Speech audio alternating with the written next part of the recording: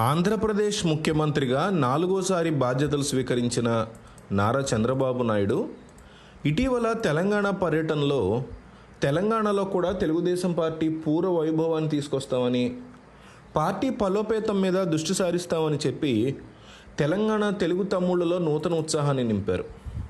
దీంతో తెలంగాణ తెలుగుదేశం పార్టీ పగ్గాలు ఎవరికి అప్పచెప్తారు అని అందరూ ఉత్కంఠగా ఎదురుచూస్తున్నారు.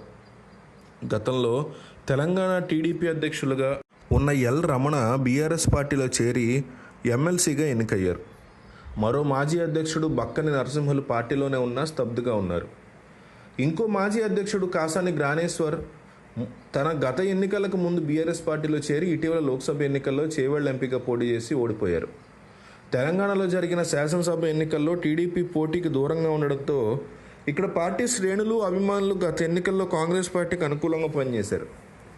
ఈ మేరకు ఎన్నికల సమయంలో కాంగ్రెస్ అభ్యర్థులు పొంగులేటి, తుమ్మల, జూపల్లి తదితరులు టీడీపీ కార్యాలయాలకు వెళ్లి వారి మద్దతు కోరారు.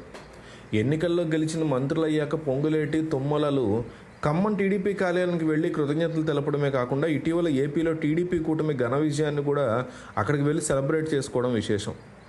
ఈ నేపథ్యంలో తెలంగాణలో తెలుగుదేశం పార్టీ పూర్వ వైభవం కోసం, పార్టీ పగ్గాలు చేపట్టడం కోసం చంద్రబాబు నాయుడు కోడలు అయిన ఆయన కుమారుడు నారా లోకేష్ సతీమణి అయిన బాలకృష్ణ కూతురైన నారా బ్రాహ్మణికి అప్పచెప్పాలని ఒక నిర్ణయానికి వచ్చినట్టు తెలుస్తోంది. చంద్రబాబు నాయుడిని జగన్మోహన్ రెడ్డి ప్రభుత్వం అరెస్ట్ చేసి జైలుకు పంపిన ఉత్కంఠ పరిస్థితుల్లో నారా లోకేష్ ఢిల్లీకి వెళ్లి బాబు బెయిల్ ప్రయత్నాల్లో ఉండగా అత్త నారా భువనేశ్వరికి వెన్నుదండుగా ఉండి ధైర్యం చెప్పడమే కాకుండా రాష్ట్ర వ్యాప్తంగా తెలుగుదేశం పార్టీ శ్రేణులు నిరసనలకు విజయవంతంగా తెలిపిన విషయంలో నారా బ్రాహ్మణి అద్భుతమైన పాత్ర పోషించారని పార్టీ వర్గాలు చెప్తున్నాయి. ఇప్పటికే కుటుంబంలో అంతర్గతంగా జరిగినటువంటి చర్చలో లోకేష్, బాలకృష్ణలు బ్రాహ్మణికి పగ్గాలు అప్పచెప్పేందుకు సూచనప్రాయంగా అంగీకారం తెలిపినందుకు తెలుస్తోంది. ఈ నిర్ణయం కరెక్టా, రాంగా మీరు కామెంట్ చేయండి.